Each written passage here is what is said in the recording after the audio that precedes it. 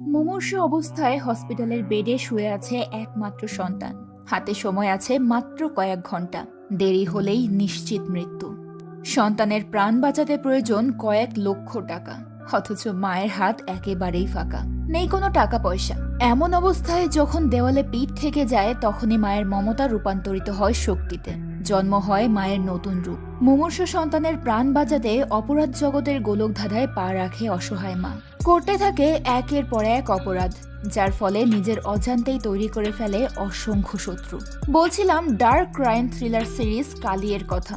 একজন মা কিভাবে বিউটিশিয়ান থেকে আন্ডারওয়ার্ল্ডের ত্রাস হয়ে ওঠে, সেই রুদ্ধশ্বাস কাহিনী জানবো আজকে। তাই চলুন আর কথা না বাড়িয়ে সরাসরি গল্পে চলে যাই। শুরুতেই আমরা দেখতে পাই একটা আন্ডার কনস্ট্রাকশন বিল্ডিং এর নিচে একটা ছেলের রক্তাক্ত নিথর দেহ পড়ে আছে। ছেলেটার নাম সানি। ওই বিল্ডিং এর ওপরেই মাতাল অবস্থায় ঘুমোচ্ছিল একটা ছেলে। ঘুম ভাঙতেই যখন সে সানিকে রক্তাক্ত অবস্থায় দেখতে পায়, সে প্রচন্ড ঘাবড়ে যায়। কিছুক্ষণের মধ্যেই ব্যাপারটা জানাজানি হয়ে গেলে আশেপাশের লোকজন অ্যাম্বুলেন্স নিয়ে সানিকে হসপিটালে নিয়ে যায়। কিন্তু কি হয়েছিল সানির সাথে? কে করলো তার এই অবস্থা? জানতে হলে 4 ঘন্টা আগের ঘটনায় ফিরে যেতে হবে। এখানে আমরা কালী নামের এক নারীকে দেখতে পাই। কালী হচ্ছে সানির মা। কালী পেশায় একজন বিউটিশিয়ান। মানুষের বাসায় বাসায় গিয়ে সে হোম সার্ভিস দেয়। প্রতিদিনের মতো কালী তার এক ক্লায়েন্টের বাড়িতে যাওয়ার জন্য প্রস্তুতি নিচ্ছিল। ওই সময় হঠাৎ কলিং বেল বেজে ওঠে। কালী দরজা খুলে দরজার বাইরে থাকা ব্যক্তিকে দেখে প্রচন্ড বিরক্ত হয় এবং আবারও দরজা লাগিয়ে দেওয়ার চেষ্টা করে।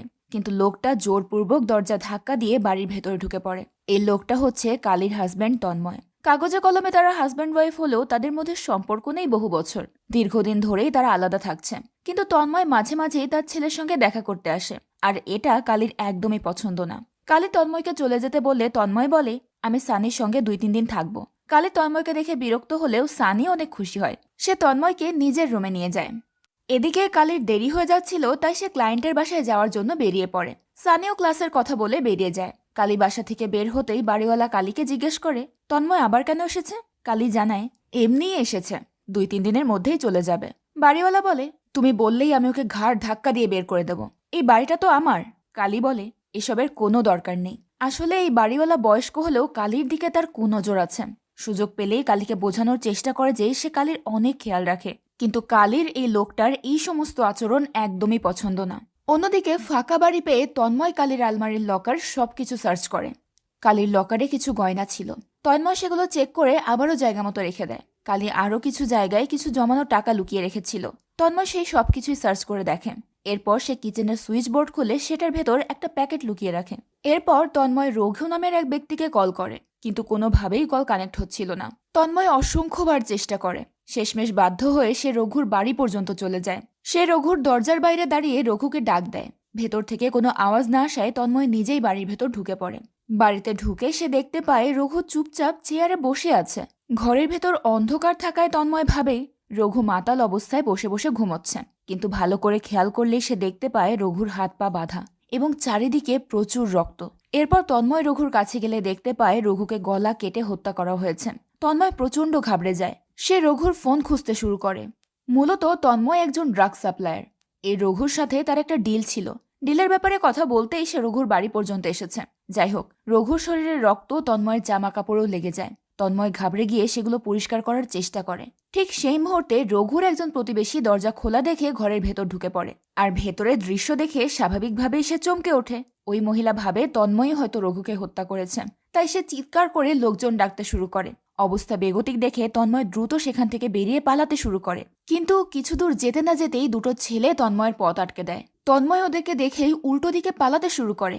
ছেলেগুলোর চোখ ফাঁকি দিয়ে তন্ময় একটা ট্যাক্সি নিয়ে কালীর বাড়ির দিকে চলে যায়। কিন্তু ট্যাক্সি থেকে নামতেই তার দেখা হয় হাসান নামের এক ব্যক্তির সঙ্গে। তন্ময় তাকে বস বলে সম্বোধন করে। ওই ছেলেগুলোকে মূলত হাসানই পাঠিয়েছিল তন্ময়কে ধরে নিয়ে আসার জন্য। এরই মাঝে ওই ছেলেগুলোও সেখানে চলে আসে। ওরা তন্ময়কে ধরতেই যাবে, সেই সময় তন্ময় আবারও পালিয়ে যায়। ছুটতে ছুটতে এবার সে সোজা ধাক্কা খায় পুলিশের সঙ্গে। পুলিশ তন্ময়ের কাপড়ে রক্তের দাগ দেখে তাকে সন্দেহ করে। তাই তন্ময় পুলিশের হাত থেকে বাঁচার জন্য আবারও ছুটতে শুরু করে। এভাবে সে সরাসরি কালীর বাড়ির ভেতর ঢুকে পড়ে। তার পিছে পিছে পুলিশও বাড়ির ভেতর চলে যায়। কিছুক্ষণ আগেই কালী বাড়ি ফিরেছে। এভাবে তন্ময়ের পেছনে পুলিশকে দেখে সে অনেক ঘাবড়ে যায়। পুলিশ তন্ময়কে আটক করে কালীকে জিজ্ঞেস করে কে হয় সে। কালী বলে, ও আমার হাজব্যান্ড, তবে ও এখানে থাকে না। আজকে সকালে হঠাৎ করে এসেছে, বলছে 3 দিন থাকবে। পুলিশ তন্ময়ের বডি সার্চ করে একটা ড্রাগের ছোট্ট প্যাকেট পায়। এরপর পুলিশ কালীকে জিজ্ঞেস করে তন্ময় সকালবেলা তার সঙ্গে কি কি এনেছিল। কালী জানায় শুধুমাত্র একটা ব্যাগ নিয়ে এসেছে। পুলিশ তখন কালীর পুরো বাড়ি সার্চ করে ওই ব্যাগটা খুঁজে বের করে। তার ওই ব্যাগ সহ তন্ময়কে থানায় নিয়ে যায়। যাওয়ার আগে পুলিশ কালীকে বলে, আমরা ওকে ইকবালপুর থানায় নিয়ে যাচ্ছি, ওর জামিন করাতে চাইলে থানায় চলে আসবেন। সাথে সাথে কালী বলে ওঠে, আমি ওর জামিন করাতে চাই না, 2-4 বছর জেলেই থাকুক। কালী যখন পুলিশের সঙ্গে কথা বলছিল তখনই সানির বন্ধু রূপ বারবার তাকে কল করছিল। তাই পুলিশ চলে যাওয়ার সাথে সাথেই কালী রূপকে কল ব্যাক করে। রূপ জানায় সানির একটা ভয়াবহ অ্যাক্সিডেন্ট হয়েছে, সে এখন হসপিটালে অনেক ক্রিটিক্যাল অবস্থায় আছে। অন্যদিকে রঘুর মার্ডারের খবরটা পুলিশের কাছে পৌঁছালে special crime branch officer Aniket Basu তার টিম নিয়ে ঘটনাস্থলে পৌঁছে যায়। অনিকেত সেখানে পৌঁছানোর আগেই একজন অফিসার রঘুর ব্যাপারে সমস্ত ইনফরমেশন খুঁজে বের করেছে। ওই অফিসার অনিকেতকে জানায় যে রঘু হাওড়ার একটা ড্রাগ র্যাকেটের সঙ্গে জড়িত। এর আগে একবার রঘুর ড্রাগ কেসে জেলেও গিয়েছিল। রঘুর বসের নাম হাসান। এই হাসানকে অনিকেত খুব ভালোভাবেই চেনে, কিন্তু অনিকেত কোনোভাবেই হিসাব মেলাতে পারছিল না যে তন্ময়ের মতো একজন ছোটখাটো সাপ্লায়ার কিভাবে এত নৃশংসভাবে হত্যা করল রঘুকে। এখানে আমাদেরকে ফ্ল্যাশব্যাকের গত রাতের দৃশ্য দেখানো হয়। রঘুকে আসলে হত্যা করেছিল হাসান। হাসান এবং তার ওই পোষা 2 গুন্ডা গত রাতে জোরপূর্বক রঘুর বাড়িতে ঢুকেছিল। এরপর ওরা রঘুকে চেয়ারের সঙ্গে বেঁধে ফেলে এবং রঘুর মুখে কাপড় গুজে দেয় যেন সে চিৎকার না করতে পারে। এরপর ওরা টেলিভিশনের সাউন্ড অনেক বেশি বাড়িয়ে দেয় যাতে ভেতরের কোনো আওয়াজ বাইরে না যায়। আর তারপর হাসান ধারালো ছুরি দিয়ে অনবরত আঘাত করে হত্যা করে রঘুকে। রাত অনেক গভীর থাকায় আশেপাশের কেউই কিচ্ছু টের পায় না। প্রেজেন্ট টাইমে অনিকেত রঘুর বাড়ি সার্চ করে টয়লেটের ফ্ল্যাশ ট্যাঙ্কের ভেতরে একটা ফোন খুঁজে পায়। অনিকেত সেই ফোনটা অন করে সেটাতে সন্দেহজনক একটা নাম্বার খুঁজে পায়। তাই অনিকেত তার টিমকে বলে নাম্বারটা ট্রেস করতে। এরপর সে ওই নাম্বারে কল করে। কলটা রিসিভ করে ইকবালপুর থানার ইন্সপেক্টর। অনিকেত রঘু সেজে তার সঙ্গে কথা বলে। অনিকেত বলে, আমার কিছু ড্রাগস লাগবে। অপর প্রান্ত থেকে ইন্সপেক্টর অনিকেতকেই রঘু ভেবে ড্রাগসের দরদাম ঠিক করতে শুরু করে। ততক্ষণে অনিকেতের টিম নাম্বার ট্রেস করে জেনে যায় পুলিশ স্টেশনের ভেতরে কেউ একজন কথা বলছে। তাই অনিকেত এবার নিজে পরিচয় দিয়ে বলে, দরদাম বাদ দিয়ে তোর নাম আর র্যাঙ্ক বল আগে। অনিকেতের পরিচয় পেয়ে ইন্সপেক্টর প্রচুর ভয় পেয়ে যায়। অনিকেত তখন আর তার সঙ্গে কথা না বাড়িয়ে তার সুপিরিয়রের সঙ্গে কথা বলতে চায়। এদিকে জেলের অ্যাক্সিডেন্টের খবর জানতে পেরে কালী দ্রুত হসপিটালে পৌঁছে যায়। ডক্টর জানায় সানির পাঁজরের 3টা হাড় ভেঙে গেছে, এমনকি সানির ফুসফুস পুরোপুরি ড্যামেজ হয়ে গেছে। সানিকে বাঁচাতে হলে 12 ঘন্টার মধ্যে শরীরে আর্টিফিশিয়াল ফুসফুস ট্রান্সপ্ল্যান্ট করতে হবে, আর তার জন্য প্রয়োজন 6 লাখ টাকা। ছেলের অবস্থার কথা শুনে কালী স্তব্ধ হয়ে যায়। কালী ডক্টরকে অনুরোধ করে বলে, যেভাবেই হোক আমার ছেলেটাকে বাঁচান, আমি টাকার ব্যবস্থা করছি।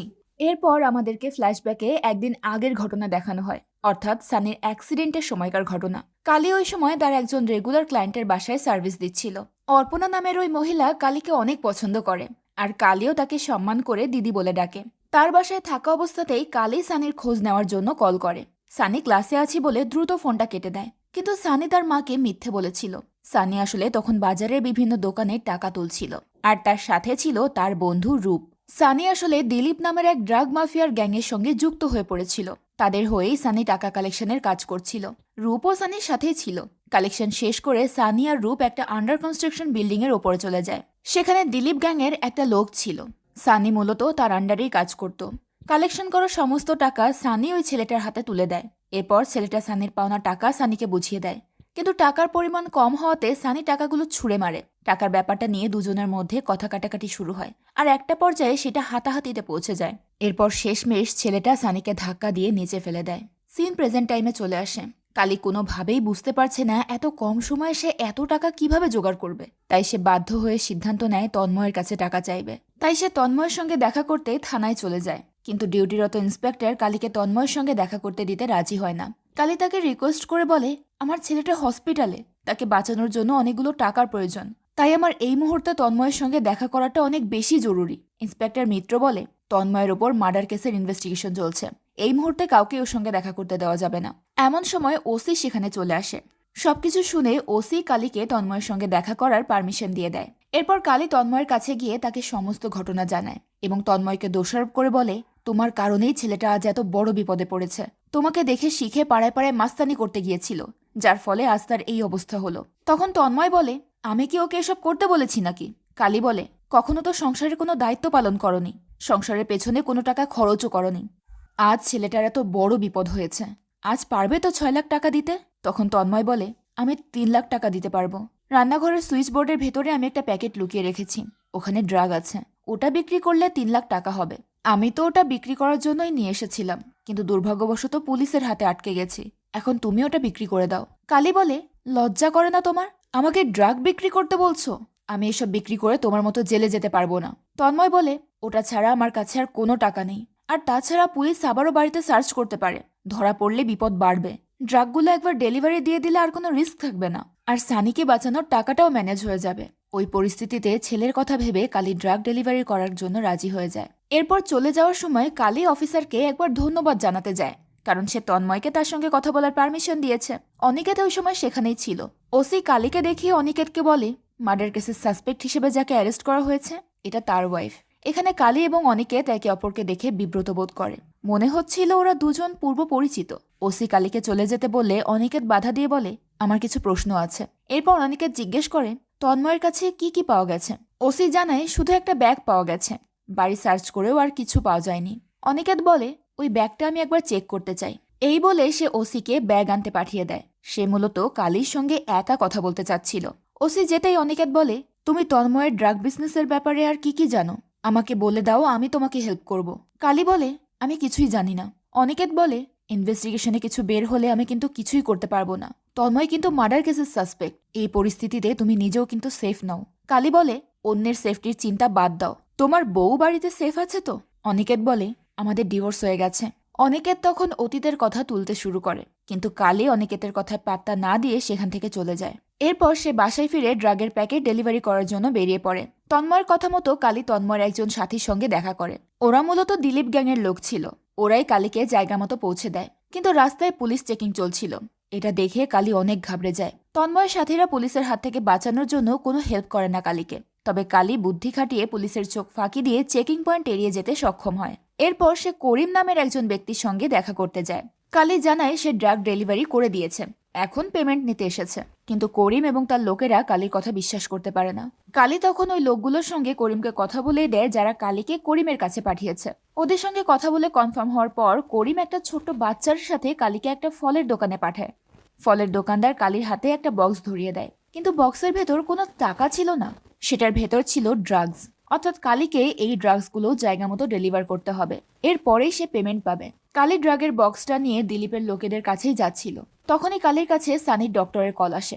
ডক্টর জানায় সানির অবস্থা আরো বেশি খারাপ হয়ে পড়েছে, যত দ্রুত সম্ভব অপারেশন করতে হবে, নয়তো সানিকে বাঁচানো সম্ভব না।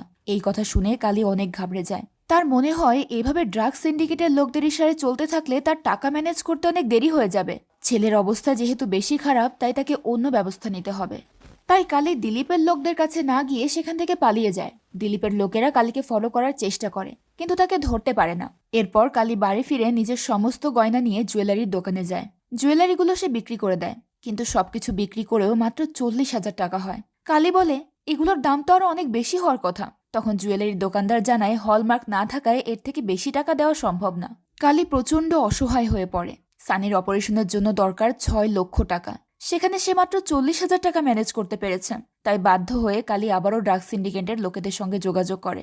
দিলীপের লোকেরা এবার কালীকে দিলীপের কাছেই নিয়ে যায়।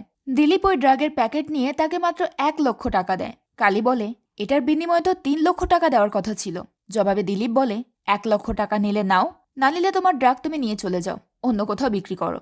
বাধ্য হয়ে কালী ওই 1 লক্ষ টাকাই নিয়ে নেয়। কালী যখন চলে যাচ্ছিল তখন দিলীপের কাছে খবর আসে তার একটা আর্জেন্ট ডেলিভারি করার কথা ছিল, কিন্তু ডেলিভারি বয় এই মুহূর্তে কাজটা করতে পারবে না। তাই দিলীপ কালীকে ডেকে বলে, তুমি যদি ডেলিভারির এই কাজটা করে দিতে পারো তাহলে আমি তোমাকে বাকি টাকা এবং সাথে আরো এক্সট্রা টাকা দেব। কালী বলে, আমি এসব কাজ করতে পারবো না, আমাকে এখন যেতে হবে। দিলীপ কালীকে বলে, বাড়ি গিয়ে ঠান্ডা মাথায় ভেবে দেখো, কাজটা করলে কাঁচা টাকা পাবে, সিদ্ধান্ত বদলালে আমাকে কল করো। কালী বাড়ি গিয়ে চিন্তা করতে থাকে, মাত্র 1,40,000 টাকা ম্যানেজ হয়েছে, বাকি টাকা কিভাবে ম্যানেজ করবে। ঠিক সেই মুহূর্তে হাসান এবং তার লোকজন কালীর বাড়িতে হাজির হয়। হাসান কালীর কাছে জানতে চায় তন্ময় কোথায়। কালী বলে, তন্ময় তো অল্প কিছু সময়ের জন্য এসেছিল, এর মাঝে পুলিশ তাকে ধরে নিয়ে গেছে। হাসান তখন তন্ময়ের ব্যাগের ব্যাপারে জানতে চায়। কালী জানায় ব্যাগটাও পুলিশই সাথে করে নিয়ে গেছে। হাসান কালীর কথা বিশ্বাস করতে চায় না। তখন কালী বলে, তন্ময়ের ব্যাপারে আমি কিছুই জানি না, ওর সাথে আমার সেরকম কোনো সম্পর্ক নেই, ও মাঝে মধ্যে এখানে আসে, কিছুদিন থেকে আবার চলেও যায়। হাসান যখন কালীর সঙ্গে কথা বলছিল তখনই হাসানের লোকেরা পুরো বাড়ি সার্চ করে। তবে ওরা তন্ময়ের কোনো জিনিস খুঁজে পায় না। তখন হাসান কালীকে বলে, তন্ময়ের কাছে আমার একটা প্যাকেট আছে, ওর সাথে যখন দেখা হবে জিজ্ঞেস করবে ওই প্যাকেটটা কোথায় রেখেছে। কালী বলে, ঠিক আছে, আমি জিজ্ঞেস করব তন্ময়কে। অন্যদিকে থানায় ওসি তন্ময়ের কাছে গিয়ে বলে, তুমি যে রঘুর মার্ডার করনি এটা আমি ভালোভাবেই জানি, কিন্তু তুমি রঘুর বাড়িতে কেন গিয়েছিলে সেটা বলো। তন্ময় বলে, আমি কিছুই জানি না। তখন অনিকেত এসে তন্ময়কে জিজ্ঞাসাবাদ করে। তন্ময়ের ব্যাগের ভেতর খুব সামান্য পরিমাণে কিছু ড্রাগ পাওয়া গিয়েছিল। অনিকেত সেটাই তন্ময়কে দেখায়। তন্ময় বলে, এটা আমি নিজে সেবন করেছিলাম। অনিকেত জিজ্ঞেস করে, এটা তো শুধু স্যাম্পল, বাকি ড্রাগস কোথায় রেখেছিস? তন্ময় বলে, আমার কাছে আর কোনো ড্রাগস নেই, আমি কোনো অপরাধ করিনি। ওই দিন রঘুকে ওই অবস্থায় দেখে আমি ভয় পেয়ে গিয়েছিলাম, তাই পালিয়ে যাচ্ছিলাম।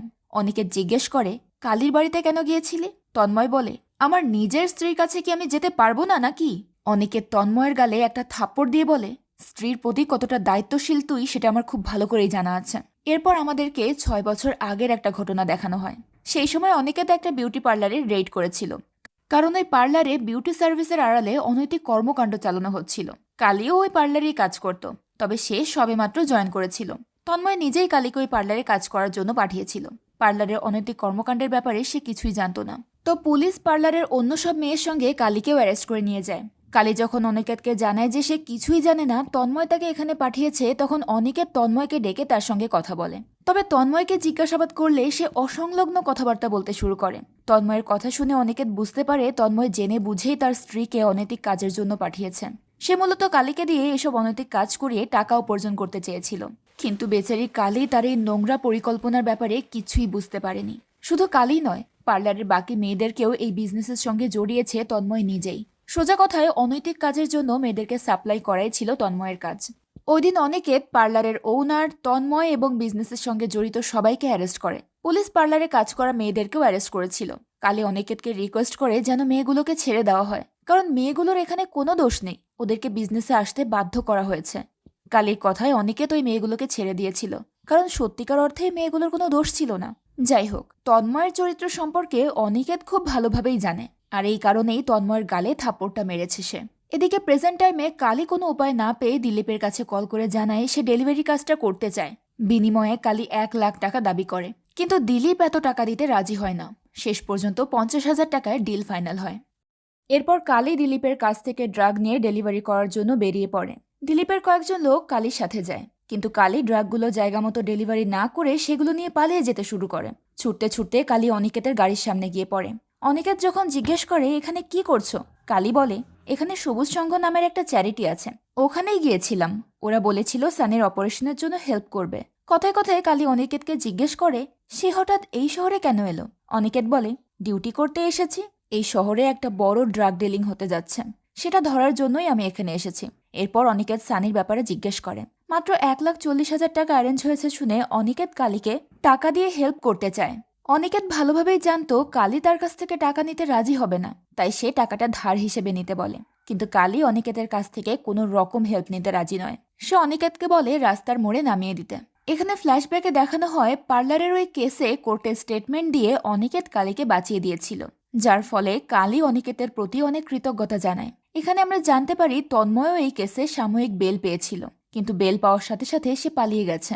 অনিকেত কালীকে আশ্বস্ত করে যে তন্ময় আর তাকে বিরক্ত করতে আসবে না, আর আসলেও পুলিশের হাতে ধরা পড়বে। ওই দিন কালী অনিকেতকে চায়ের ইনভাইটেশন দিয়ে নিজের বাড়িতে নিয়ে গিয়েছিল, এবং ওই দিনের পর থেকে অনিকেতের সাথে কালীর একটা সখ্যতা গড়ে উঠেছিল।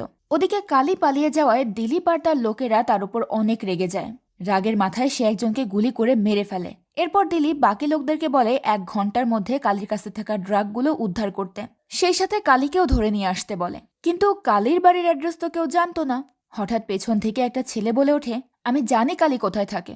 ছেলেটা দিলীপের গ্যাংয়ে নতুন এসেছে, এখানে আমরা ছেলেটার চেহারা দেখতে পাই না। ওদিকে অনিকেত কালীকে রাস্তায় নামিয়ে দিয়ে চলে যায়। কালী সেখান থেকে ট্যাক্সি নিয়ে তার এক ক্লায়েন্টের বাসায় যায়। সুগত নামের এই ছেলেটা কালীর রেগুলার ক্লায়েন্ট। কালী সুগতর বাড়িতে ঢুকে দেখে সুগত তার মেডিসিন বক্সে কিছু একটা খুঁজছে। সেটা না পেয়ে সুগত হতাশ হয়ে যায়। এর আগে কালীর কাছ থেকে সার্ভিস নেওয়ার সময় সে অনেকবার ড্রাগ সেবন করেছিল, তাই সুগতর আচরণ দেখেই কালী বুঝে যায় সে কি খুঁজছিল। তো তখন সুযোগ বুঝে কালী বলে, আপনি যে মেডিসিন খুঁজছেন সেটা আমার কাছে আছে। সুগত বলে, আমার মেডিসিন বিদেশ থেকে আসে, তুমি এসব বুঝবে না। সুগতর কথা শেষ হতে না হতেই কালী ওই বক্সটা খুলে তাকে দেখায়। সুগত এতগুলো ড্রাগস দেখে হতবাক হয়ে যায়। সে বুঝতে পারে না কোনটা রেখে কোনটা নেবে। কালী বলে, আমাকে 5 লাখ টাকা দিন, আমি এই পুরো বক্সটাই আপনাকে দিয়ে দেব। কিন্তু সুগতর কাছে তো এত টাকা নেই। তাই সে তার এক বন্ধুর সাথে কথা বলে কালীকে জানায় সে শুধু 40,000 টাকা দিতে পারবে। তাই কালী তাকে ওই টাকায় যতটুকু ড্রাগস হয় ততটুকুই তাকে দিয়ে বক্সটা নিজের ব্যাগে রেখে দেয়। সুগত কালীর হাতে 20,000 টাকা দিয়ে বলে, বাকি টাকা 1 ঘন্টা পর ওই বন্ধু আসলে আমি দিয়ে দেব। তাই কালী সুগতর বাসা থেকে বের হয়। যাওয়ার আগে বলে 1 ঘন্টা পর সে টাকা নিতে আসবে। এরপর কালী তার আরেক ক্লায়েন্টের বাসায় যায়। তবে তার এই ক্লায়েন্ট ছিল একজন মহিলা। এই ক্লায়েন্টের হাজবেন্ডের সাথেও তার রিলেশন ভালো যায় না।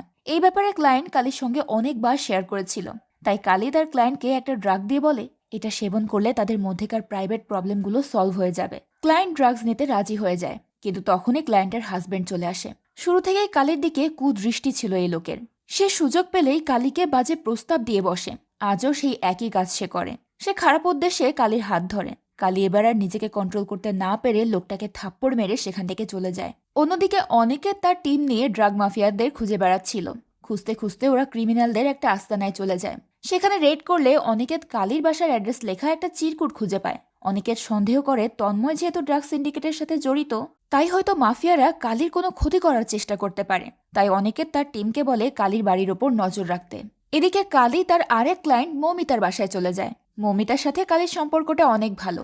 মৌমিতা পার্টি করতে অনেক পছন্দ করে। সে একদিন মৌমিতার সঙ্গে গল্প করেছিল যে এইসব পার্টিতে মদ, ড্রাগস সবকিছুই চলে। তাই কালী মৌমিতার কাছে এসেছে ওই ড্রাগ বিক্রি করার জন্য। কালী প্রথমে মৌমিতাকে জানায় সানি হসপিটালে তার অপারেশনের জন্য 6 লাখ টাকা দরকার। তাই এইভাবে ড্রাগস বিক্রি করতে হচ্ছে। এরপর সে ড্রাগের বক্সটা খুলতেই মৌমিতা কালীর উপর রাগারাগি করে বলে, এভাবে এসব নিয়ে ঘুরে বেড়াচ্ছিস কেন? পুলিশ ধরলে তোর জেল হবে। কালী বলে, আমি নিরুপায় হয়ে এসেছি, আমার এখনই 6 লাখ টাকা দরকার। মৌমিতা ড্রাগসের বক্সটা কালীর ব্যাগে ঢুকিয়ে দিয়ে বলে, আমি এসব ব্যাপারে তোকে হেল্প করতে পারবো না, তুই চলে যা। তখনই মৌমিতার হাজবেন্ড ঋষি বেরিয়ে আসে। সে জানতে চায় কি হয়েছে। ঋষি যে একজন ড্রাগ এডিক্টেড লোক এটা কালী আগে থেকেই জানতো। তাই সে ড্রাগের বক্সটা বের করে দেখায় এবং বলে, এটা রেখে আমাকে 6 লাখ টাকা দিন। ঋষি ড্রাগ টেস্ট করে দেখে 6 লাখ টাকা দিতে রাজি হয়ে যায়। সে পুরো বক্সটাই নিয়ে নেয়। কিন্তু সাথে সাথে কালীকে টাকা না দিয়ে বলে, টাকাটা কালকে এসে নিয়ে যেও। কালী বলে, আমার আজকেই টাকা লাগবে, আমার ছেলে হসপিটালে। তখন ঋষি বলে, পার্লার সার্ভিসের নাম করে যে বাড়ি বাড়ি ড্রাগ বিক্রি করে বেড়াচ্ছ, এই কথা মানুষ জানলে কি হবে? আবার কথা বলছো? চুপচাপ এখান থেকে চলে যাও, নয়তো পুলিশ ডেকে ধরিয়ে দেব। কালী বলে, পুলিশ আসলে আমার সাথে আপনাকেও জেলে যেতে হবে, ডাকুন পুলিশকে। কালীর এই সামান্য কথাতে ঋষি রেগে গিয়ে কালীকে মারতে শুরু করে। এক পর্যায়ে সে কালীর গলা চেপে ধরে। কালীর প্রাণ প্রায় বেরিয়েই যাচ্ছিল। এটা দেখে মৌমিতা পেছন থেকে ঋষির মাথায় আঘাত করে। আর সাথে সাথেই ঋষি মাটিতে লুটিয়ে পড়ে। মৌমিতা এটা দেখে ভীষণ ঘাবড়ে যায়। সে ঋষির কাছে গিয়ে চেক করলে দেখে সে অলরেডি মারা গেছে। এমন পরিস্থিতিতে কালীও অনেক বেশি ভয় পেয়ে যায়। মৌমিতাও অনেক ঘাবড়ে যায়। তবে তার হাজবেন্ড মারা গেছে এটা নিয়ে সে মোটেও কষ্ট পাচ্ছিল না। সে ভয় পাচ্ছিল এখন তার কি হবে এটা ভেবে। পুলিশ জানতে পারলে তো তার জেল কিংবা ফাঁসিও হতে পারে। এই কারণেই ভয় পাচ্ছিল সে। মূলত ঋষি ড্রাগ এডিক্টেড হওয়ার কারণে প্রায় সময় মৌমিতার ওপর অমানবিক অত্যাচার করত। এই কারণেই তার মৃত্যুতে মৌমিতার একটু আফসোস হচ্ছিল না। সে তো নিজের সেফটি নিয়ে ভাবছিল। কালী বলে, তুমি তো ইচ্ছে করে কিছু করনি, তুমি পুলিশে খবর দাও, বাকিটা পুলিশ সামলে নেবে। মৌমিতা বলে, পুলিশ আসলে আমি ফেসে যাব। তোর এই ড্রাগের বক্সের কারণেই সব গন্ডগোল হয়েছে। তুই এখন আমাকে ঋষির ডেড বডি সরাতে হেল্প কর। ঋষি প্রায় ফার্ম হাউসে যেত। ওকে যদি গাড়িতে করে ফার্ম হাউসের আশেপাশে রেখে আসি তাহলে সবাই ভাববে কার অ্যাক্সিডেন্টে ঋষির মৃত্যু হয়েছে। কালী বলে, এত বড় বডি আমরা কিভাবে লুকিয়ে নিয়ে যাব? আমি পারবো না, তুমি আমাকে যেতে দাও। মৌমিতা বলে, পুলিশ জানতে পারলে আমরা দুজনেই ফেসে যাব। কিন্তু তুই যদি ডেড বডি সরাতে হেল্প করিস আমিও তোকে 3 লাখ টাকা দিয়ে দেব। 3 লাখ টাকার কথা শুনে কালী রাজি হয়ে যায়। কারণ এই মুহূর্তে তার টাকার প্রয়োজন সবচেয়ে বেশি। কিন্তু সে চিন্তিত ছিল যে এত বড় শরীর তারা দুজন মানুষ কিভাবে উঠিয়ে নিয়ে যাবে। তখনই মৌমিতা একটা বুদ্ধি বের করে। ওরা একটা হুইল চেয়ারে করে বের করে ঋষির বডিটা লিফট দিয়ে নিচে নামিয়ে গাড়িতে তুলে নেয়। গেটের সিকিউরিটি গার্ড যেন বুঝতে না পারে তাই তাকে ডিস্ট্র্যাক্ট করার জন্য কালী তার কাছে গিয়ে বলে, সে পায়ে আঘাত পেয়েছে, একটু বরফ দেওয়া যাবে? গার্ড তখন বরফ নিয়ে এসে কালীর পায়ে লাগাতে শুরু করে। সেই সুযোগে মৌমিতা গাড়ি নিয়ে বেরিয়ে যায়। এরপর গেটের বাইরে কালী মৌমিতার সঙ্গে দেখা করে। মৌমিতা একটা জুয়েলারি কালীর হাতে ধরিয়ে দিয়ে বলে, এটা বিক্রি করলে 3 লাখ টাকা হবে। কালী অবাক হয়ে বলে, আপনি আমার পরিস্থিতি সম্পর্কে জেনেও আমাকে মিথ্যে বললেন? এত রাতে এটা আমি কোথায় বিক্রি করব? মৌমিতা বলে, এটা ছাড়া আমার কাছে আর কোনো উপায় ছিল না। ওই মুহূর্তে তুই আমার কথা শুনছিলি না, তাই এইটুকু মিথ্যে বলতে হয়েছে।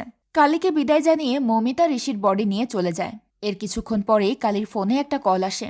ফোনের অপর প্রান্ত থেকে কালীকে বলে, তোমার কাছে যে ড্রাগসগুলো আছে সেই সবগুলো আমাকে দিয়ে দাও। কালী বলে, আমার কাছে তো কোনো ড্রাগস নেই, আপনি রং নাম্বারে কল করেছেন। অপর প্রান্ত থেকে বলে, আমি ঠিক নাম্বারেই কল করেছি। তোমার কাছে কি কি ড্রাগ আছে তুমি নিজেও জানো না। তোমার যত টাকা লাগে আমি দেব, শুধু ড্রাগগুলো আমাকে দিয়ে দাও। উল্টোপাল্টা জায়গায় বিক্রি করতে গেলে তুমি পুলিশের হাতে ধরা পড়বে। কালী কথা না বাড়িয়ে ফোনটা রেখে দেয়। এরপর সে সুগতর বাড়িতে যায় বাকি 20,000 টাকা নিতে। সুগত তখন তার বন্ধুর সাথে মিলে ড্রাগস নিচ্ছিল আর পার্টি করছিল। কালী গিয়ে দরজায় নক করলে সুগত কালীকে দরজার বাইরে রেখে টাকা আনতে ভেতরে চলে যায়। কিন্তু সুগত টাকা নিয়ে আসতে দেরি করায় কালী বাসার ভিতরেই ঢুকে পড়ে। ভিতরে সে একটা মেয়েকে অজ্ঞান অবস্থায় দেখতে পায়। মেয়েটাকে দেখেই কালী বুঝতে পারে তার সঙ্গে খারাপ কিছু হয়েছে। মেয়েটাকে ড্রাগ দিয়ে অজ্ঞান করে সুগত আর তার বন্ধু মেয়েটার সঙ্গে অনৈতিক কিছু করেছে। সুগত কালীকে দেখে বাইরে চলে যেতে বলে, কিন্তু কালী মেয়েটাকে নিজের সঙ্গে নিয়ে যেতে চায়।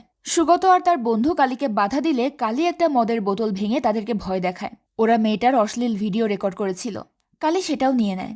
এরপর কালী মেয়েটাকে সুগতর বাসা থেকে বের করে হসপিটালে নিয়ে যায়। ডাক্তার মেয়েটার অবস্থা দেখে জানায় এটা তো পুলিশ কেস, পুলিশ না আসা পর্যন্ত কিছুই করা যাবে না। যেহেতু কালী মেয়েটাকে নিয়ে এসেছে তাই কালীকেও পুলিশের কাছে স্টেটমেন্ট দিতে হবে। এই কারণে ডক্টর কালীকে বলে পুলিশ না আসা পর্যন্ত অপেক্ষা করতে। কালী পুলিশের ঝামেলা এড়াতে চলে যাওয়ার চেষ্টা করে, কিন্তু হসপিটাল স্টাফরা তাকে আটকায়। এরই মাঝে ইন্সপেক্টর চলে আসে। ইন্সপেক্টর মিত্র যখন জানতে পারে এটা ড্রাগ রিলেটেড কেস, তখন সে নার্কোটিক্স ডিপার্টমেন্টের অফিসারকে কল করে। অনিকেত তার সাথেই ছিল, তাই সেও ওই অফিসারের সঙ্গে হসপিটালে চলে যায়। এদিকে কালী সুযোগ বুঝে হসপিটাল থেকে বের হওয়ার চেষ্টা করছিল, কিন্তু গেটের সামনে অনিকেতের সঙ্গে তার দেখা হয়ে যায়। অনিকেত বলে, এই নিয়ে আজ 3 বার দেখা হলো তোমার সঙ্গে, এখানে কেন এসেছো? কালী মিথ্যে বলে দেয় যে সানির গ্রুপের ব্লাড ওই হসপিটালে ছিল না, তাই এখানে নিতে এসেছি।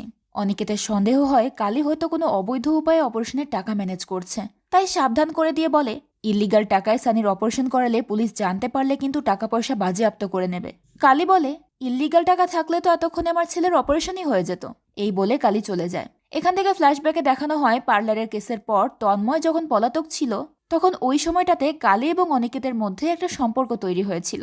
দুজনেই জানতো তাদের সম্পর্কটা কখনো পরিণতি পাবে না, তবুও কেউ এই সম্পর্ক থেকে বের হতে পারছিল না। সিন প্রেজেন্ট টাইমে ফিরে আসে। অনিকেত ওই মেয়েটার সঙ্গে কথা বলতে যায়। ততক্ষণে মেয়েটার জ্ঞান ফিরে এসেছে। অনিকেত মেয়েটার কাছে জানতে চায় কি হয়েছিল তার সাথে। মেয়েটা জানায় সুগত আর তার বন্ধুরা তার সঙ্গে এইসব করেছে। অনিকেত জিজ্ঞেস করে, সুগতর পার্টিতে ড্রাগস কোথা থেকে এলো? মেয়েটা বলে এই ব্যাপারে সে কিছুই জানে না। অনিকেত মেয়েটার কাছে সুগতর বাড়ির অ্যাড্রেস জেনে নেয়। এরপর মেয়েটা অনিকেতকে জিজ্ঞেস করে কালী কোথায়। সে জানায় কালী তাকে সুগত এবং তার বন্ধুদের হাত থেকে উদ্ধার করে নিয়ে এসেছে। অনিকেতের মনে এবার কালীকে নিয়ে সন্দেহ জাগে, কারণ একটু আগে যখন দেখা হয়েছিল সে অনিকেতকে মিথ্যে বলেছে। অন্যদিকে কালী ওই অপরিচিত লোকটাকে কল করে, যে কিনা কিছুক্ষণ আগেই কালীকে কল করে সমস্ত ড্রাগ কিনে নিতে চেয়েছে। কালী ওই ব্যক্তির কাছে সবগুলো ড্রাগের বিনিময়ে 5 লাখ টাকা চায়। লোকটা 5 লাখ টাকা দিতে রাজিও হয়। কালী লোকটাকে বলে দেয় টাকা যেন সে একা নিয়ে আসে। লোকটা তার এই শর্তও মেনে নেয়। এরপর আমরা সুগত এবং তার বন্ধুকে দেখতে পাই। ওরা চিন্তিত হয়ে আলোচনা করছিল যে কালী পুলিশের কাছে গিয়ে যদি ওদের বিরুদ্ধে কমপ্লেন করে দেয় তাহলে কি হবে। ওদের কথা শেষ হতে না হতেই অনিকেত পুলিশ ফোর্স নিয়ে এসে ওদেরকে অ্যারেস্ট করে। এদিকে কালী ওই ব্যক্তির দেওয়া অ্যাড্রেসে চলে যায়। ওই ব্যক্তি মূলত একজন ড্রাগ ডিলার। কালী ডিলারকে জিজ্ঞেস করে যে সে কালীর নাম্বার কোথায় পেয়েছে। ডিলার জানায় সে সুগতর পরিচিত। সুগতই তাকে কালীর নাম্বার দিয়েছে। এরপর ডিলার ড্রাগগুলো দেখতে চাইলে কালী তাকে ড্রাগ দেখায়, কিন্তু কালী যখন টাকা চায় ডিলার বলে টাকা গাড়িতে আছে, আমার বন্ধু নিয়ে আসছে। ডিলার ইশারা দেওয়ার সাথে সাথেই একটা গাড়ি আসে, আর ওদেরই আর একজন লোক পেছন থেকে লুকিয়ে লুকিয়ে কালীর উপর অ্যাটাক করার জন্য এগিয়ে আসছিল। কালী গাড়ির গ্লাসে তাকে দেখে ফেলে, তাই লোকটা কালীর উপর অ্যাটাক করার আগেই কালী তাকে ধরে ফেলে। এরপর কালী একটা ইট দিয়ে লোকটার মাথায় আঘাত করতে শুরু করে। ওই সময় ডিলারের আরেক সঙ্গী এসে কালীর কাছ থেকে ড্রাগসের বক্সটা নিয়ে যায়। ওদের প্ল্যান ছিল কালীর কাছ থেকে ড্রাগস নেবে, কিন্তু কোনো টাকা দেবে না। তবে কালী তাদের সমস্ত পরিকল্পনা নষ্ট করে দেয়। সে ব্যাগ থেকে একটা চাকু বের করে ডিলারের সামনে ধরে। এতে ডিলার কালীকে তার পাওনা টাকা দিতে বাধ্য হয়। কালী টাকা নিয়ে সোজা নিজের বাসায় চলে যায়। কালীর ফ্ল্যাট ছিল 2 তলায়, নিচতলায় বাড়িওয়ালার ফ্ল্যাট। কালী দোতলায় যাওয়ার আগেই বাড়িওয়ালা কালীকে টান দিয়ে নিজের বাড়িতে ঢোকায়। বাড়িওয়ালা কালীকে জানায় কিছু গুন্ডা কালীর বাসায় ঢুকে কালীর জন্য অপেক্ষা করছে, তাই সে কালীকে ওপর যেতে নিষেধ করে। সে কালীকে বসতে বলে নিজেই গুন্ডাদেরকে ইনফর্ম করে দেয় কালী তার বাসায় এসেছে। এরপর সে কালীর কাছে জানার চেষ্টা করে তার বাসায় কোনো প্যাকেট আছে কিনা, অপারেশনের জন্য কত টাকা ম্যানেজ হয়েছে। কালীর মনে তখন একটু সন্দেহ জাগে, তাই সে বাড়িওয়ালার ফোন ছিনিয়ে নিয়ে চেক করে দেখে সে ওই গুন্ডাদেরকে নিজেই ইনফর্ম করেছে। কালী রেগে গিয়ে লোকটাকে একটা থাপ্পড় মেরে বেরিয়ে যায়। সে পালিয়ে যাওয়ার চেষ্টা করে, কিন্তু ততক্ষণে গুন্ডারা চলে এসেছে। ওরা কালীকে ধরে ফেলে। এরা মূলত দিলীপের লোক। কালীকে সামনে পেয়ে লোকগুলো তার শরীরে বিভিন্ন জায়গায় খুব বাজেভাবে আঘাত করে। বাড়িওয়ালা যেহেতু কালীকে ধরিয়ে দিয়েছে, তাই ওরা বাড়িওয়ালাকেও কিছু টাকা দিয়ে দেয়। এরপর ওরা কালীকে জিজ্ঞেস করে ড্রাগসের বক্স কোথায়। কালী প্রথমে কিছু বলতে রাজি হয় না। তখন একজন কালীর গলা চেপে ধরে। প্রাণ বাঁচাতে কালী মুখ খুলতে বাধ্য হয়। কালী বলে, সামান্য কিছু ড্রাগ খুচরা বিক্রি করেছি, বাকিগুলো একজন ডিলার নিয়ে গেছেন। ওরা ডিলারের পরিচয় জানতে চায়। কালী বলে, আমি তাকে চিনি না, আমার কাছে শুধু ফোন নাম্বার আছে। ওরা কালীর ফোন নাম্বার থেকে ডিলারের নাম্বারটা নিয়ে তাকে কল করে তার কাছ থেকে ড্রাগ কিনে নিতে চায়। কিলার তাদেরকে কাস্টমার মনে করে ড্রাগ বিক্রি করতে রাজিও হয়ে যায় এবং তাদেরকে একটা অ্যাড্রেস দিয়ে দেয়। এরপর দিলীপের লোকেরা কয়েকজন কালীকে আটকে রাখে আর দুজন যায় ড্রাগগুলো উদ্ধার করতে। অন্যদিকে অনিকেত যখন সুগত আর তার বন্ধুকে ধরে জিজ্ঞাসাবাদ করে, তখন ড্রাগসের ব্যাপারে সুগত বলে কালী তাদেরকে ড্রাগস দিয়েছে।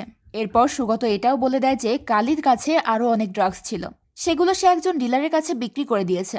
অনিকেত ডিলারের অ্যাড্রেস জানতে চাইলে সুগত বলে, আমি অ্যাড্রেস জানি না, আমি ডিলারের কাছে কল করছি, আপনি কথা বলুন। সুগত ডিলারকে কল করলে অনিকেত কাস্টমার সেজে বলে সমস্ত ড্রাগ সে নিজে কিনে নিতে চায়। ডিলার তখন তাকেও হ্যাঁ বলে দেয়। এরপর অনিকেত সুগত আর তার বন্ধুকে রেপ করার অপরাধে অ্যারেস্ট করে। এদিকে কালী গুন্ডাদের কাছে ওয়াশরুমে যাওয়ার পারমিশন চায়। ওরা কালীকে যেতে দেয়, তবে কালীর উপর নজর রাখার জন্য বাড়িওয়ালাকে সাথে পাঠায়। এখন কালী তো জানতো বাড়িওয়ালার চারিত্রিক সমস্যা আছে, তাই সে নিজেকে বাঁচানোর একটা চেষ্টা করে। সে বাড়িওয়ালার সঙ্গে রোমান্টিক সুরে কথা বলতে শুরু করে।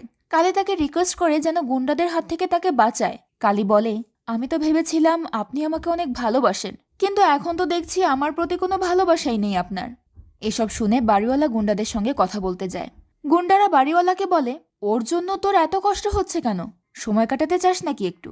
যদি সেটা চাস তাহলে কিছু টাকা দে, বিনিময়ে আধা ঘন্টার জন্য কালী তোর।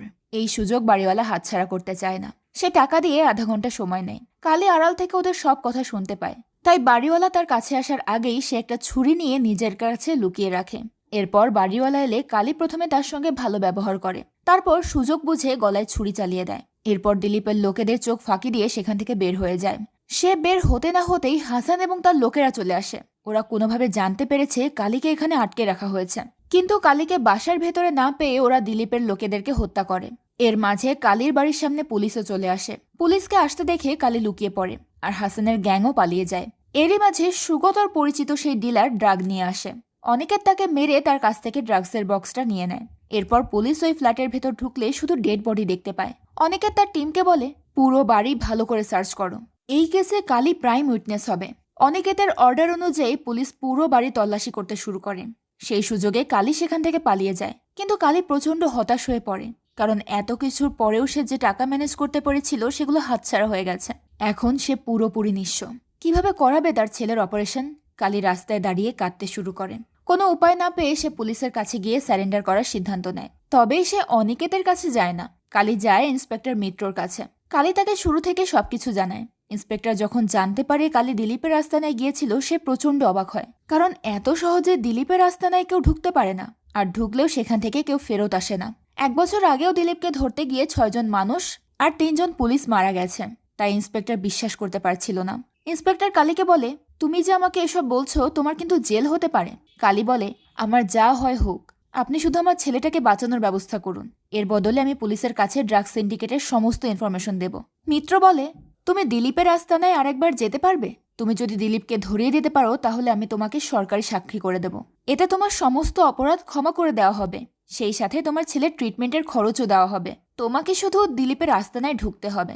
দিলীপ সেখানে আছে কিনা এটা তোমার মাধ্যমে শিওর হওয়ার পর আমরা অ্যাকশন নেব। কিন্তু কালী ভয় পেয়ে যায়, কারণ দিলীপ যদি বুঝতে পারে কালী পুলিশের কথা এখানে এসেছে, সে কালীকে একবারে প্রাণেই মেরে ফেলবে। ইন্সপেক্টর কালীকে বোঝানোর চেষ্টা করে যে এরকম কিছুই হবে না। তখনই ইন্সপেক্টরের কাছে একটা কল আসে। ইন্সপেক্টর আড়ালে গিয়ে কলটা রিসিভ করে। কলটা করেছিল ড্রাগ মাফিয়া হাসান। আসলে সে তো পুলিশ হয়েও হাসানের সঙ্গে কাজ করে। এখন যেহেতু হাসানের শত্রু দিলীপ, তাই সেই সূত্রে সে ইন্সপেক্টরেরও শত্রু। ইন্সপেক্টর হাসানকে জানিয়ে দেয় কালী তার কাছে এসেছে। শুধু তাই নয়, কালী তাদেরকে দিলীপের আস্তানায় পৌঁছানোর রাস্তাও দেখিয়ে দেবে। দুজন মিলে প্ল্যান করে কিভাবে দিলীপের সঙ্গে সমস্ত হিসাব নিকাশ মেটাবে তারা। তবে ইন্সপেক্টর মিত্র কালীকে মিথ্যে বলেছে। দিলীপকে ধরিয়ে দিলে মিত্র কিংবা সরকার কেউই কালীকে কোনো টাকা দেবে না। সে আসলে কালীকে লোভ দেখিয়েছে যেন কালী তার কথা মতো কাজ করে। এরপর ইন্সপেক্টর মিত্র তার টিমকে নিয়ে দিলীপের আস্তানায় যাওয়ার প্রিপারেশন নিতে শুরু করে। এরই মাঝে অনিকেত থানায় চলে আসে। অনিকেত মিত্রকে জিজ্ঞেস করে কালী এখানে এসেছিল কিনা। মিত্র মিথ্যে বলে দেয় যে আসেনি। অনিকেত বলে, কালী এই কেসের সাথে ইনভলভ আছে, আমাদেরকে কালীকে খুঁজে বের করতে হবে। মিত্র বলে, ঠিক আছে, কালী আসলে আমি অবশ্যই আপনাকে জানাবো। জবাবে অনিকেত বলে, এর প্রয়োজন নেই, আমার একজন অফিসারকে আমি এখানে রেখে যাচ্ছি, সেই আমাকে খোঁজ খবর দেবে। এই কথা শুনে মিত্র বলে, এটা তো আমার এরিয়ার কেস, এই কেস নিয়ে আপনি কেন এত মাথা ঘামাচ্ছেন? তখন অনিকেত বলে, নার্কোটিক্সের কেস হ্যান্ডেল করাই আমার কাজ। মিত্র বলে, এটা মার্ডার কেস, আমি সামলে নেব, আপনাকে চিন্তা করতে হবে না। অনিকেত বুঝতে পারে মিত্র কিছু একটা গোপন করছে। এরপর মিত্র টিমের প্রস্তুতি দেখে অনিকেতের সন্দেহ আরও প্রখর হয়ে যায়। অনিকেত বুঝতে পারে মিত্র তার টিমকে নিয়ে কোনো অপারেশনে যাচ্ছে। থানা থেকে বের হওয়ার সময় সে একজন কনস্টেবলের হাতে ট্র্যাকার ডিভাইস দেখতে পায়। অনিকেতের সন্দেহ হয় কালীও হয়তো এখানেই আছে, আর তাকে নিয়েই মিত্র অপারেশনে যাবে। কালী ওই মুহূর্তে ওয়াশরুমে ছিল। মিত্র কালীর শরীরে একটা ট্র্যাকার লাগাতে বলেছে, যাতে ওরা কালীর লোকেশন ট্রেস করে দিলীপের আস্তানায় পৌঁছতে পারে। কালী ওই ট্র্যাকারটাই কাপড়ের ভেতর সেট করার জন্য ওয়াশরুমে গেছে। অনিকেত সুযোগ বুঝে সবার চোখ এড়িয়ে ওয়াশরুমে চলে যায়। সে কালীকে বলে, তুমি যে ড্রাগ মাফিয়াদের সঙ্গে জড়িয়ে পড়েছ সেটা আমি জানি, তোমার বাসা থেকে ডেড বডি পাওয়া গেছে, আমি তোমাকে হেল্প করতে চাই, আমি তোমাকে এসব ঝামেলা থেকে বের করতে পারবো, আমাকে না জানিয়ে কেন একটার পর একটা ভুল করছো তুমি? কালী বলে, সানিকে বাঁচানোর জন্য এসব করা ছাড়া আমার আর কোনো উপায় নেই। অনিকেত বলে, মিত্র তোমাকে কোন কাজের জন্য নিয়ে যাচ্ছে আমি জানি না, কিন্তু আমার মনে হচ্ছে তুমি আরো বড় কোনো প্রবলেমে ফাঁসতে চলেছ। এখনো সময় আছে, আমাকে বলো মিত্রর প্ল্যান কি? কিন্তু কালী অনিকেতকে কিছুই বলতে চায় না। সে ওয়াশরুম থেকে বেরিয়ে যায়। এরপর মিত্র এবং তার টিম কালীকে নিয়ে বেরিয়ে পড়ে। দিলীপের আস্তানা থেকে অনেকটা দূরে একটা জায়গায় কালীকে নামিয়ে দেয় মিত্র। বাকি পথ কালী একা হেঁটে হেঁটে যেতে থাকে। কিছু দূর যাওয়ার পর কয়েকজন ছেলে কালীর পথ আটকায়। কালী ওদেরকে জানায় যে সে দিলীপের সঙ্গে দেখা করতে এসেছে। ওরা কালীর বডি সার্চ করতে শুরু করে কোনো অস্ত্র বা সন্দেহজনক কিছু আছে কিনা সেটা দেখার জন্য। তবে ওরা কালীর কাছে কিছুই পায় না। এরপর কালীকে নিয়ে ওরা ভেতরে চলে যায়।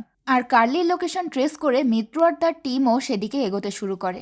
কালী দিলীপের কাছে পৌঁছানো মাত্রই দিলীপ তার মাথায় পিস্তল ধরে। কালী ভয়ে ভয়ে বলে, আমি আপনাকে এখানে কিছু বলার জন্য এসেছি, আমার কাছে একটা প্ল্যান আছে, সেই অনুযায়ী কাজ করলে আপনার ড্রাগের বক্সও ফেরত পাবো, আর সাথে আমার টাকাগুলো ফেরত পাবো। দিলীপ বলে, আমাকে বোকা বানানোর চেষ্টা করছিস? ড্রাগসগুলো তো পুলিশের কাছে, পুলিশের কাছ থেকে কিভাবে উদ্ধার করবি? কালী বলে, তন্ময় ওই থানাতেই আছে।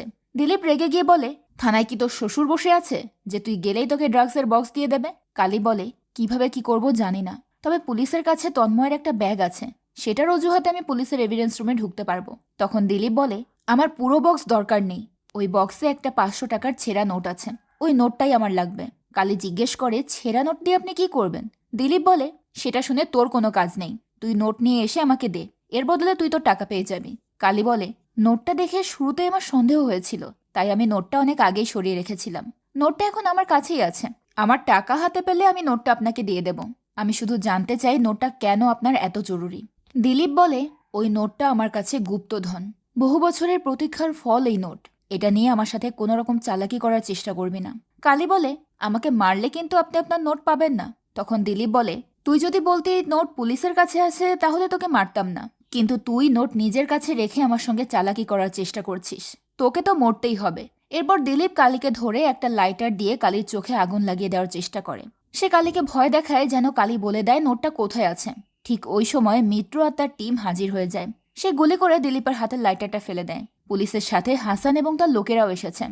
হাসানের লোকেরা এক এক করে দিলীপের লোকগুলোকে মারতে শুরু করে। এখানে দিলীপ আর হাসানের মধ্যে তুমুল লড়াই শুরু হয়। দুজনেরই টার্গেট ছিল ড্রাগসের বক্সে থাকা ওই ছেঁড়া নোট। হাসান মিত্রকে বলে, দিলীপকে জিজ্ঞেস করো ওই নোটটা কোথায়। মিত্র দিলীপকে নোটের ব্যাপারে জিজ্ঞেস করলে দিলীপ কিছুই বলতে পারে না। তখন হাসান কালীর গলায় ছুরি ধরে জিজ্ঞেস করে, বল নোটটা কোথায়। কালী কোনো জবাব না দেওয়ায় হাসান কালীকে প্রায় মেরেই ফেলছিল। মিত্র বারবার হাসানকে নিষেধ করার চেষ্টা করা সত্ত্বেও সে কোনো কথা শুনছিল না, তাই মিত্র গুলি করে হাসানকে মেরে ফেলে। এরপর হাসানের লোকেদেরকে বলে, তোদের বসকে তো মেরে ফেলেছি, এখন তোদের কাছে দুটো রাস্তা আছে। প্রথমটা হলো আমাকে আমার পুরো টিমকে মেরে পালিয়ে যাওয়া, আর দ্বিতীয়টা হলো আমার সঙ্গে হাত মিলিয়ে বড় কিছু করা। পুলিশকে মারলে খুব বেশি দিন পালিয়ে বাঁচতে পারবি না, তাই আমার সাথে হাত মেলা। এই কথা বলার পরেও একটা ছেলে মিত্রকে মারার জন্য এগিয়ে আসে। মিত্র তাকেও গুলি করে মেরে ফেলে। এরপর মিত্র কালীকে জিজ্ঞেস করে, ছেঁড়া নোটটা কোথায় আছে। কালী বলে, আমি কোনো নোটের ব্যাপারে জানি না। মিত্র বলে, ট্র্যাকারের সাথে রেকর্ডারও লাগানো ছিল, তোমার সব কথা আমি শুনেছি, তাই নোটটা কোথায় আছে সেটা ভালোই ভালোই বলে দাও। এই মুহূর্তে তোমার ছেলের চিকিৎসার জন্য সমস্ত খরচ তুমি পেয়ে যাবে। কালী বলে, আপনি তো বলেছিলেন দিলীপকে ধরিয়ে দিলে আমার টাকা আপনি আমাকে দেবেন, আবার এখন নোটের কথা কেন বলছেন? মিত্র বলে, তুমিই তো ওই ছেঁড়া নোটের বিনিময়ে দিলীপের কাছ থেকে টাকা ডিল করতে এসেছিলে। কালী বলে, আপনারা আসতে দেরি করেছেন বিধায় আমি এসব বলে দিলীপের সময় নষ্ট করছিলাম। নোটের ব্যাপারে আমি আসলেই কিছু জানি না। দিলীপও বারবার কালীকে জিজ্ঞেস করতে থাকে নোট কোথায়। কালী কাউকেই কোনো জবাব দিতে পারে না। তখন মিত্র বলে, আমি জানি নোট কিভাবে উদ্ধার করতে হবে, আর আমি এটাও জানি এই নোট একটা জাদুর কাঠি। নোট যার কাছে আছে পুরো কলকাতা শহর তার, আর খুব শীঘ্রই এই নোট আমার হাতে চলে আসবে। মিত্রর কথা শেষ হতে না হতেই কয়েকজন কনস্টেবল তন্ময়কে নিয়ে আসে। ওরা তন্ময়কে মেরে তার অবস্থা একেবারে খারাপ করে দিয়েছিল। এরপর মিত্র কালীকে হুমকি দিয়ে বলে, সে যদি না বলে নোট কোথায় আছে তাহলে তারা তন্ময়কে মেরে ফেলবে। কালী আবারও একই কথা বলে, আমি কিচ্ছু জানি না নোট কোথায় আছে। তখন মিত্র সত্যি সত্যি তন্ময়কে মেরে ফেলে। কালী সেটা দেখে হতবাক হয়ে যায়। সে ভাবতেও পারেনি মিত্র তন্ময়কেও মেরে ফেলবে। এরপর মিত্র কালীর মাথায় পিস্তল ঠেকিয়ে বলে, নোটের ব্যাপারে যেহেতু জানোই না তাহলে তোমাকে বাঁচিয়ে রেখে তো আর কোনো লাভ নেই। তো মিত্র কালীকে গুলি করতেই যাবে তখনই অনিকেত চলে আসে। সে মিত্রর হাতে গুলি করে দেয়। এতে তার পিস্তলটা নিচে পড়ে যায়। অনিকেতকে দেখে মিত্র নিজেকে বাঁচানোর জন্য বলে, আপনি কি পাগল হয়ে গেছেন নাকি? একজন অন ডিউটি পুলিশ অফিসারকে অপারেশনের সময় গুলি করতে যাচ্ছেন? অনিকেত বলে, অপারেশন করার জন্য এই লোকগুলোকে খুঁজে বের করেছেন আপনি? মিত্র বলে, তন্ময় আমার প্রাইম উইটনেস ছিল, কিন্তু কালী আমার হাত থেকে পিস্তল ছিনিয়ে নিয়ে তন্ময়কে মেরে ফেলেছে, তাই আমি কালীর মাথায় পিস্তল ধরেছিলাম। অনিকেত বলে, হার মিথ্যে বলতে হবে না, আপনার ব্যাপারে আগে থেকে আমি সবকিছু জেনে গেছি। আপনার property, posting, history, bank account details সবকিছু আমি চেক করেছি। আর আপনি যে ড্রাগ বিজনেসের সঙ্গে জড়িত সেটার প্রমাণও আমার হাতে চলে এসেছে। এখন আপনার ঠিকানা একটাই, আর সেটা হলো জেল। এই কথা বলতে মিত্র তার টিমকে ইশারা দেয় এবং সাথে সাথে মিত্রর টিম অনিকেতের টিমের ওপর হামলা করতে শুরু করে। দুই পক্ষের মধ্যে চরম গোলাগুলি শুরু হয়। এই সুযোগে দিলীপ তার লকার খুলে টাকা পয়সা নিয়ে সেখান থেকে পালিয়ে যাওয়ার চেষ্টা করে। টাকা দেখে কালী দিলীপের কাছে ছুটে যায়। সে দিলীপের কাছ থেকে অনেকগুলো টাকা ছিনিয়ে নেয়, যাতে সেগুলো দিয়ে সে সানির অপারেশন করাতে পারে। সে পালিয়ে যেতে শুরু করে। এরই মাঝে অনিকেতের টিম মিত্রর টিমকেও পাকড়াও করতে সফল হয়। তখন অনিকেত বাইরে গিয়ে কালীকে থামায়। কালী বলে, আমাকে যেতে দিন, আমাকে হসপিটালে যেতে হবে। কিন্তু অনিকেত এভাবে কালীকে যেতে দেয় না। সে কালীকে পুলিশের ভ্যানে তুলে নেয়। অনিকেত কালীকে বলে, আমি চলে আসার পরেও তুমি কেন পালিয়ে যাচ্ছিলে? কালী বলে, আমার ছেলের কাছে আর বেশি সময় নেই, যত দ্রুত সম্ভব অপারেশনটা করতে হবে। কিন্তু আপনি আমাকে খুঁজে বের করলেন কিভাবে?